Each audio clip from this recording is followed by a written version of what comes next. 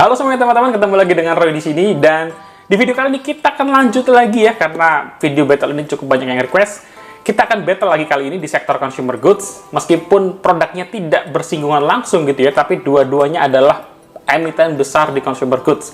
Siapa lagi kalau bukan Sido Muncul dan Unilever ya, dua-duanya merupakan perusahaan besar, sering jadi contoh buat investor pemula gitu ya. Kalau kalian ikut kelas invest tuh di perusahaan yang produknya di mana-mana ya, contohnya Unilever, Sido Muncul. Nah, kali ini kita akan bahas ya, kita battlein antara Sido Muncul dengan Unilever, kinerjanya seperti apa, prospeknya, dan kalau kira-kira kalau entry best buy-nya di harga berapa, akan kita battlekan dalam video kali ini. Dan sebelum lanjut teman-teman, jangan lupa subscribe dulu. Terima kasih buat teman-teman yang sudah subscribe dan tekan lonceng supaya nggak ketinggalan.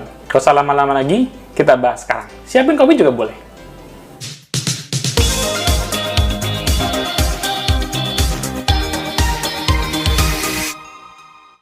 Oke teman-teman, kita langsung pindah aja ke layar monitor untuk battle saham sektor consumer goods, yaitu Sido Muncul dan Unilever. Dua-duanya memang tidak direct kompetitor gitu ya, bukan bersaing secara langsung, tetapi dua-duanya menawarkan produk consumer goods dan dua-duanya juga top brand gitu ya. Apa yang menjadi produk-produk mereka sudah punya moat yang cukup tinggi di masyarakat kita.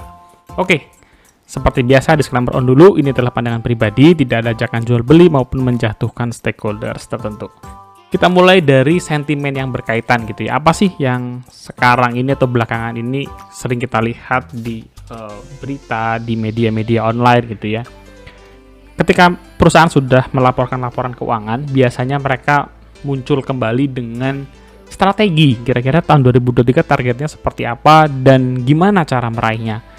Dan dua-duanya punya sentimen yang bagus gitu ya, punya inisiatif yang bagus di 2023. Sido, kenapa di sini positif? Karena mereka menargetkan pertumbuhan 10%, yang sebenarnya targetnya konservatif ya, 10%. Tapi mengingat ini perusahaan yang sudah besar gitu ya, barang-barangnya juga sudah ada di pelosok-pelosok, naik 10% itu bukan hal yang mudah. Dan mereka untuk bisa mencapai hal ini, mereka menganggarkan CAPEX ya, capital expenditure, 200 miliar di tahun 2023 untuk perluasan pabrik. Tapi sebenarnya nggak soal perluasan pabrik aja, mereka harus berpikir mengenai marketnya gitu ya, bagaimana mereka bisa memperbesar market dari produk Sido Muncul. Unilever di sisi lain juga positif. Kenapa? Salah satunya adalah berita mengenai strategi Unilever masuk di segmen premium. Contohnya apa? Contohnya adalah personal care gitu ya, kayak skincare dan lain-lain. Teman-teman nggak sih kalau Unilever tuh selama ini belum strong brandnya ya di segmen ini, malah artis-artis atau influencer-influencer yang sering menggarap pasar ini, mereka nge-branding sendiri dan lain-lain. Saya pikir ini segmen yang menarik untuk dikuasai oleh Unilever, sehingga mereka nggak hanya berkutat di produk-produk rumah tangga yang segmennya menengah bawah, tapi juga segmen premium. Dan menurut direktur mereka ketika publikasi, segmen premium ini diproyeksikan sampai 2025 kenaikannya bisa 2-3 kali lipat. Jadi ini jelas sebuah peluang yang menarik. Jadi untuk masalah sentimen dan strategi, dua-duanya Sido Muncul dan Unilever kita kasih skor sama kuat ya, imbang. Lanjut mengenai pendapatan. Oke, di bagian pendapatan ini adalah hasil revenue Sido dan Unilever 3 tahun terakhir kita tampilkan di sini. Kalau teman-teman lihat ya, Unilever maupun Sido itu ada perbedaan yang langsung cukup ketara ya, yaitu mengenai growth teman-teman ya. Kita lihat ya, Q1 deh, kita ambil salah satu kuartal saja. 2020 Sido 730, 793, 880. Sangat terlihat bahwa growth-nya Sido Muncul itu masih cukup konsisten tiap tahun ya untuk kenaikan growth-nya. Meskipun memang di kuartal 4 kemarin mulai stuck gitu ya. Kenapa? Karena sudah masuk di level 1 triliun. Nah, ini Sido di tangga yang lain dia sedang berusaha menaikkan revenue-nya dari ratusan miliar ke triliun per kuartalnya. Sedangkan Unilever memang lebih challenging ya. Karena mereka sudah perusahaan yang sangat besar, per kuartalnya itu di level sudah triliunan. Kalau kita lihat di sini, 2020 mereka bermain di 10-an triliun, tapi di kuartal terakhir 2022 justru turun sedikit ya. Tapi turun sedikit itu langsung berasa karena turunnya hampir 1 triliun.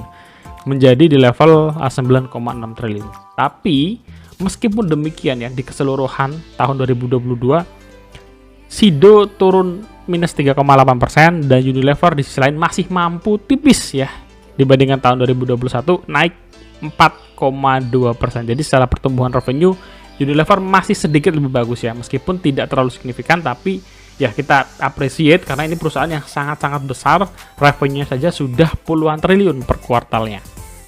Bagaimana di sisi laba bersih? Ternyata dari sisi laba bersih tidak ada yang membedakan ya, dua-duanya minus teman-teman ya di tahun 2022 kemarin. Kalau kita lihat di sini gitu ya, Sido di akhir tahun dia mencatatkan laba 1,1 T itu turun 100 miliar lebih ya dibandingkan dengan 2021. Yang kita tahu memang 2021 adalah salah satu tahun peaknya pandemi di mana orang rajin-rajinnya mengkonsumsi vitamin ya maupun jamu. Di sisi lain Unilever tahun 2022 juga mengalami penurunan ya, terutama di kuartal 4-nya itu terlihat 3 tahun terakhir mereka tidak pernah dapat laba di bawah 1 triliun. Nah, ini kejadian yang mungkin bisa menyadarkan manajemen untuk gimana caranya mereka bisa menaikkan pendapatan mereka mungkin dengan segmen premium tadi gitu ya. Dua-duanya imbang, tapi karena tidak terlalu menarik kita kasih sama kosong aja gitu ya nanti di final akhir skornya.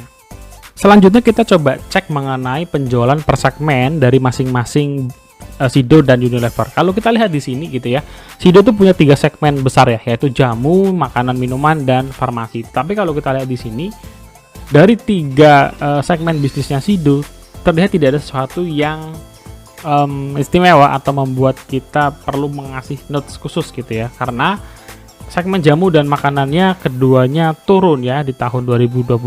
Farmasinya tumbuh tapi tumbuhnya sangat kecil gitu ya, jadi kita juga harus mulai mengawasi nih Sido kira-kira segmen farmasi ini bisa tumbuh bagus atau enggak gitu ya. Padahal sebetulnya menurut saya peluangnya besar banget buat Sido bisa masuk menggali pasar farmasi ini, karena menurut saya pasarnya masih luas banget dan Sido sudah punya brand yang cukup besar gitu ya, cukup punya nilai yang kalau ditawarkan ke orang yang baru sama-sama vitamin, oh ini produk dari mana, dari Sido, menurut saya sih itu masih masuk akal gitu ya. Meskipun memang persaingannya bertemu dengan brand-brand besar kayak seperti Calbee ya, yang sudah punya nama duluan di industri farmasi. Dan pertumbuhannya juga 4%, masih kecil ya dibandingkan dengan, secara angka juga masih kecil dibandingkan dengan jamu dan F&B. Bagaimana dengan Unilever? Unilever juga tidak signifikan gitu ya, tapi nggak sampai minus. Rumah tangga naik 4%, F&B-nya naik 6% gitu. Dan karena perbedaannya juga nggak terlalu signifikan ya, otomatis di bagian segmentasi gini saya buat skornya imbang ya, jadi tidak ada sesuatu yang istimewa dari masing-masing segmen ini karena performanya juga tidak jauh beda dengan tahun sebelumnya. Lalu variabel perbandingan selanjutnya adalah mengenai kas, aset, dan utang. Tadi Sido bilang dia mau bangun perluasan pabrik 200 miliar. Duitnya ada nggak sih teman-teman? Nah kalau kita lihat di sini, di saldo akhir tahun 2022 kasnya mereka punya dana kas 923 miliar. Jadi kalau kita bisa katakan kasnya oke gitu ya, untuk membiayai perluasan pabrik masih sangat-sangat mampu. Di sisi lain kalau kita cek liabilitasnya, Sido adalah perusahaan yang liabilitasnya sangat-sangat terjaga gitu ya, utang mereka kecil. Kalau kita lihat liabilitas jangka panjang mereka itu angkanya hanya 35 miliar yang sebenarnya mereka lunasi pun langsung bisa gitu ya. Mereka bayar pakai kas itu nggak ada masalah. Ini mungkin ya daripada nol kan nggak enak sama yang lain, mungkin gitu kali ya, mungkin. Oke. Kalau Unilever bagaimana? Unilever juga ternyata sama ya. Kasnya mereka sebenarnya dibandingkan dengan total asetnya jauh, tapi ya pasti oke lah ya untuk mendanai kalau mereka ada inisiatif seperti bikin segmen premium seperti tadi. Utangnya juga sama ya, utang dari Unilever juga sangat terjaga, utangnya juga sangat kecil kalau kita bandingkan dengan ekuitasnya. Kemudian mengenai valuasi. Nah, valuasi Sido saat ini sayangnya sudah di area yang overvalue teman-teman ya. Saham Sido pernah saya bahas di kuartal 3 kalau nggak salah, waktu itu Sido anjlok ya. Dan saya memanfaatkan itu untuk beli juga di harga 700-an, 750, dan saya beli beberapa kali, tapi average-nya sekarang di 700-an. Bahkan sempat turun di bawah ke 600 gitu ya. Kenapa saat Sido harga 700 saya memutuskan beli? Karena di harga 700 itu menurut sudah deket ya dengan harga fair price-nya dengan min PI 5 tahunan. Jadi nggak ada salahnya waktu itu saya mulai melakukan akumulasi beli, dan ketika sudah naik saya nggak top up lagi ya, biarin lagi aja lah gitu ya, toh porsinya juga sudah cukup. Tapi kalau di harga sekarang posisinya sudah over value teman-teman, jadi lebih baik kita menunggu momen lagi gitu ya, menunggu momen diberi kesempatan untuk ikutan beli ketimbang kita memaksakan di harga sekarang yang menurut Min PE 5 tahun ini sudah over value. Di sisi lain Unilever dengan kinerjanya tadi gitu ya, sebenarnya Sido dan Unilever secara kinerja sama-sama minus gitu ya, tetapi market lebih menghukum Unilever. Karena kalau Sidonya naik, Unilevernya justru turun dan sulit ya, dan sulit untuk masih belum bisa untuk naik ya, bahkan di level 5 ribuan gak lama dia turun lagi. Jadi secara valuasi Unilever saat ini undervalue teman-teman ya. Untuk valuasi kita bisa meng-highlight untuk Unilever. Selanjutnya kita membandingkan mengenai profitability ya. Profitability-nya Sido itu menurut saya bagus sekali ya. Mereka punya gross profit margin-nya saja 61%. Jadi teman-teman bayangin memang industri jamunya itu sangat-sangat menguntungkan ya. Di level paling bawah net profit margin-nya 5 tahun terakhir 26% ya. Terakhir kuartal terakhir di 30%. Di sisi lain Unilever gross profit margin dan average profit margin-nya masih bagus sebenarnya, tetapi lebih rendah daripada Unilever. Loh Bang, kenapa sih ROE-nya Sido 31%, ROE-nya Unilever 113%? Berarti lebih menarik ROE-nya Unilever kan? Belum tentu gitu ya. ROE yang ditampilkan adalah ya perhitungan kalkulasi. Lebih daripada itu teman-teman, sebagai investor kita pingin kalau perusahaan itu laba, ekuitasnya makin tumbuh, betul ya.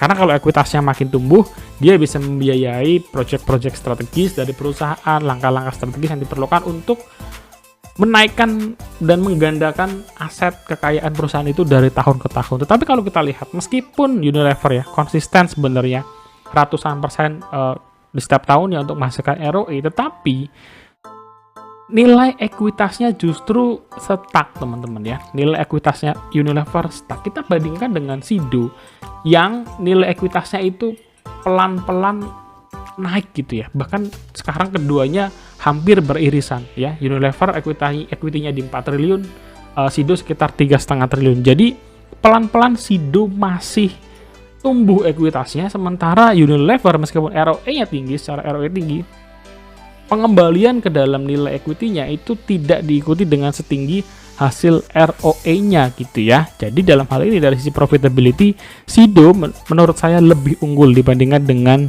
Unilever. Lanjut potensi dividen, dua-duanya itu kemarin ya, tahun kemarin membagikan dividen yang sama bagusnya, 4%. 4% ini bagus teman-teman, apalagi ini consumer goods ya, setara dengan deposito tahunan di bank besar ya 4%. Kalian masih bisa mendapatkan potensi capital gain kalau kalian masuk di timing yang tepat. Jadi menurut saya untuk dividen keduanya sama bagusnya, sambil menunggu harga sahamnya naik pelan-pelan.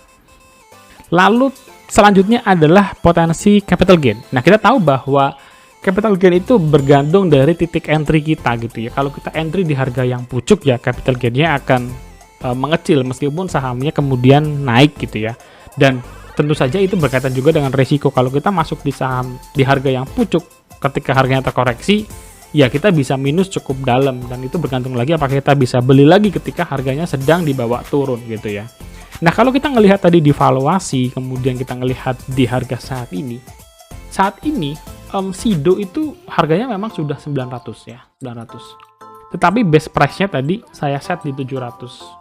Artinya kalau teman-teman ingin beli Sido, ini ada gap hampir 25% ya dari harga saat ini dengan base price-nya. Nah, kalau teman-teman memutuskan untuk beli atau kita punya gitu ya, dengan target harga di 1.300, menurut saya valuasi yang cukup make sense untuk Sido, apalagi kalau mereka kinerjanya bisa bagus lagi di tahun 2023 gitu ya. Menurut saya 1.300 itu angka yang terdekat yang bisa Sido capai ya. Tadi catat ya, yang penting adalah kinerjanya naik lagi, karena untuk Sido sendiri di market itu salah satu emiten yang cukup tahan banting. Bahkan saat ini ketika harga Sido itu sebenarnya kinerjanya kurang bagus, sahamnya malah sideways tapi nggak dibawa turun lebih dalam gitu ya. Jadi di saat ini Sido kalau kita bisa dapatkan di harga 900, potensi marginnya 45%, sementara kalau kita bisa menunggu dan ya dapat momen untuk dapat di harga 700, marginnya mencapai 85%. Di sisi lain, Unilever ya, meskipun Unilever itu under value di harga sekarang 4.100, best price-nya saya set di 3.500, artinya kurang lebih sekitar 12% dari harga sekarang turun. Tapi target harga untuk Unilever saya hanya set di Rp6.000 saja. Kenapa? Karena tadi ya, Unilever tuh secara growth masih berat, kecuali nanti ternyata segmen premiumnya berhasil dan mereka bisa growth bagus, mungkin market akan suka lagi gitu ya. Kita sudah sampai di akhir video battle Sido dengan Unilever ya. Sebelum kita selesaikan video ini, jangan lupa subscribe dulu teman-teman. Thank you buat teman-teman yang sudah subscribe dan tekan loncengnya ya supaya nggak ketinggalan video dari kita. Oke, kita recap sekarang dari variabel-variabel yang kita bandingkan ya antara Sido dengan UNVR. Pertama ya, sentimen mengenai strategi dari keduanya sama bagus, kita kasih nilai 1 sama ya. Mengenai pendapatan, Unilever juga naik tipis, tapi naik tipisnya Unilever itu nominalnya besar, jadi kita appreciate 1-0 untuk Unilever. Laba bersih keduanya minus gitu ya, jadi kita set sama kosong. Segmentasi produk juga tidak ada yang terlalu menarik, sama kosong. Valuasi Unilever saat ini menawarkan posisi yang lebih di bawah ketimbang Sido gitu ya. Jadi kalau kita set ada 3.500, kita Unilever tuh turun 10-12% lagi sudah masuk ke area yang buy berarti ya, kalau best price-nya kita set di 3.500. 1-0 untuk Unilever. Bagaimana dengan neraca keuangan? Dua-duanya sama sehat, jadi satu sama. Profitability Sido jelas lebih unggul, potensi dividen juga keduanya sama baiknya, potensi capital gain juga keduanya sama baiknya. Nah, dari hasil perbandingan ini kita menemukan bahwa saat ini Sido dan Unilever skornya beda tipis, tapi Unilever unggul 5/6 untuk Unilever teman-teman. Nah, apa sih yang bisa kita take note lagi gitu ya? Pertama, Sido muncul dan Unilever tuh perusahaan yang sama-sama bagus. Yang nggak heran keduanya sering dijadikan contoh untuk orang-orang mulai berinvestasi, meskipun ya tetap pada catatannya. Dan Unilever dan Sido itu punya moat yang tinggi. Contoh kalau kita lagi nyari produk untuk masuk angin ya, saya lebih prefer Sido gitu ya, tolak angin. Kalau nggak ada, nggak jadi beli saya. Nggak tahu dengan teman-teman kalian begitu juga atau enggak. Begitu juga dengan Unilever gitu ya, produk-produk Unilever yang sudah kita tahu, misalnya untuk produk-produk rumah tangga ya, sabun, shampoo dan lain-lain, mereka sangat menguasai gitu ya. Bahkan perbedaan dengan brand-brand yang lain itu brandnya Unilever juga. Jadi dua-duanya moatnya tinggi. Tetapi kalau kita ngomongin growth, saya lebih milih Sido. Kenapa? Unilever itu perusahaan global teman-teman ya. Jadi ada Unilever di negara-negara lain juga, Unilever di Belanda gitu ya. Sementara Sido ini perusahaan lokal. Ketika dia ekspansi ke Nigeria, namanya Sido muncul Nigeria gitu ya. Sedangkan Unilever sebagai perusahaan global ya, marketnya hanya Indonesia saja. Saya berharap ini faktor yang bisa dimanfaatkan Sido untuk growth perusahaan ke depannya. Jadi secara growth, harapan saya sih Sido bisa lebih ekspansif lagi gitu ya dibandingkan dengan yang lain-lain, apalagi mereka sudah punya brand yang sangat solid. Kemudian untuk Unilever itu saat ini menawarkan posisi valuasi ya, lebih murah secara valuasi, digunakan dengan min PI 5 tahun, dia di bawah dari average 5 tahun min PI-nya. Dan kalau kita lihat keduanya ini juga menawarkan dividen yang sama baik sebagai ganti waktu tunggu ya, sambil nunggu harga sahamnya naik. Dan itu saja teman-teman, beberapa catatan dari saya mengenai Sido dan Unilever. Dua-duanya brand yang sudah solid, kinerja keuangannya juga bagus, kemudian dari sisi neraca juga bagus. Tinggal preferensi teman-teman nih, kalian lebih suka perusahaan yang growth dalam artian seperti Sido tadi ya, dia ekspansi kemana, ekspansi ke Indonesia Timur, ekspansi ke Nigeria, atau kalian suka perusahaan yang sudah strong banget gitu ya, seperti yang sering disampaikan oleh orang-orang yang berusaha ngajarin untuk investor pemula ya, beli saham yang produknya sudah terkenal gitu ya. Tapi kalau kita ngomongin produk terkenal, kayaknya Sido dengan Unilever ya di produknya masing-masing itu sudah sama-sama menjadi top of mind, market leader di segmennya masing-masing. Dan itu aja video dari saya kali ini. Menurut kalian saham consumer goods yang jadi andalan kalian apa sih? Coba tulis di kolom komentar, kita juga bisa diskusi bareng di sana. Dan segitu aja teman-teman video dari kita kali ini. Jangan lupa untuk subscribe, share, like. Kita bisa diskusi bareng di kolom komentar. Habis ini nextnya battle apa lagi? Tulis juga di kolom komentar. Karena saya sekarang lagi nungguin juga ya emiten-emiten lain untuk ngerilis laporan full year tahun 2022. Sampai ketemu di next video. God bless you guys. Bye bye.